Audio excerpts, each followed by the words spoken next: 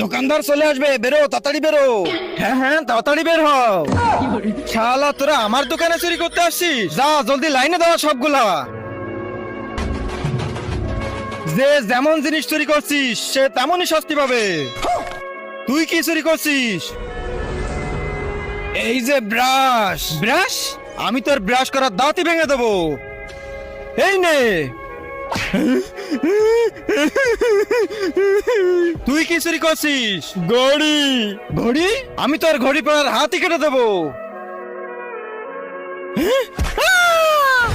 ওরে বাপরে, তুই কি চুরি করছিস? কিছু না। বল কি চুরি করছিস?